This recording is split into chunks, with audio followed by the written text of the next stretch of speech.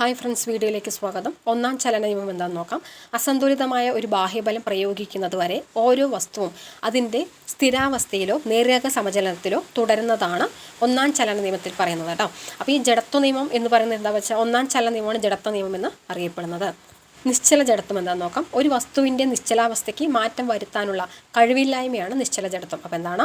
ഒരു വസ്തുവിൻ്റെ നിശ്ചലാവസ്ഥയ്ക്ക് മാറ്റം വരുത്താനുള്ള കഴിവില്ലായ്മയാണ് നിശ്ചല ജഡത്വം എന്നുകൊണ്ട് അർത്ഥമാക്കുന്നത്.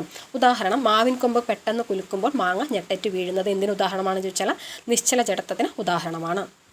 രണ്ടാം ചലന നിയമം, ഒരു വസ്തുവിൽ ഉണ്ടാക്കുന്ന ആക്ക വ്യത്യാസ നിരക്ക് ആ വസ്തുവിൽ പ്രയോഗിക്കുന്ന അസന്തുലിത ബാഹ്യബലത്തിന് നേർ അനുപാതത്തിലും അതേ ദിശയിലുമായിരിക്കും. അപ്പോൾ എന്താണ് രണ്ടാം ചലന നിയമത്തിൽ എന്താ പറയുന്നത് വെച്ചാൽ ഒരു വസ്തുവിൽ ഉണ്ടാക്കുന്ന ആക്ക വ്യത്യാസ നിരക്ക് ആ വസ്തുവിൽ പ്രയോഗിക്കുന്ന അസന്തുലിത ബാഹ്യബലത്തിന് നേർ അനുപാതത്തിലും അതേ ദിശയിലുമായിരിക്കും എന്നാണ്. മൂന്നാം ചലന നിയമം, ഏതൊരു പ്രവർത്തനത്തിനും തുല്യവും വിപരീതവുമായ ഒരു പ്രതിപ്രവർത്തനം ഉണ്ടായിരിക്കും അല്ലേ. മൂന്നാം ചലന നിയമത്തിന് ഉദാഹരണം എന്താണെന്ന് ചോദിച്ചാൽ തോണി തുഴയുന്നത്, തോക്കിൽ നിന്നും പായുന്ന വെടിയുണ്ടയ്ക്ക് എന്തൊരു ഉദാഹരണമാണ്? മൂന്നാം ചലന നിയമത്തിന് ഉദാഹരണമാണ്. ജഡത്വം എന്താണെന്ന് നോക്കാം കേട്ടോ. ഒരു വസ്തു സ്വയം അതിൻ്റെ നിശ്ചലാവസ്ഥയ്ക്കോ ചലനാവസ്ഥയ്ക്കോ മാറ്റം വരുത്താനുള്ള കഴിവില്ലായ്മയാണ് ജഡത്വം അഥവാ ഇനേഷ്യ എന്നതുകൊണ്ട് അർത്ഥമാക്കുന്നത്.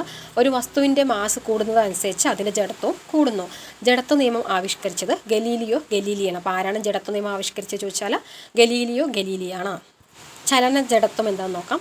ഒരു വസ്തുവിൻ്റെ ചലനാവസ്ഥയ്ക്ക് മാറ്റം വരുത്താനുള്ള കഴിവില്ലായ്മയാണ് ചലന ജഡത്വം എന്നത്.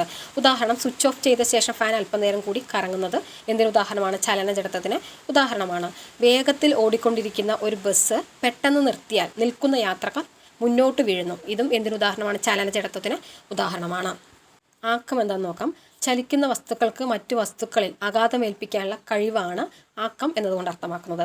ചലിച്ചുകൊണ്ടിരിക്കുന്ന വസ്തുക്കളുടെ മാത്രം സവിശേഷ ഗുണമാണ് ആക്കം എന്നത്. അപ്പോൾ നമ്മൾ ആക്കം കാണാനുള്ള ഇക്വേഷൻ എന്താണ്? മാസ് ഇൻറ്റു പ്രവേഗം. എന്താണ്? മാസ് ഇൻറ്റു പ്രവേഗമാണ് ആക്കം കാണാനുള്ള ഇക്വേഷൻ.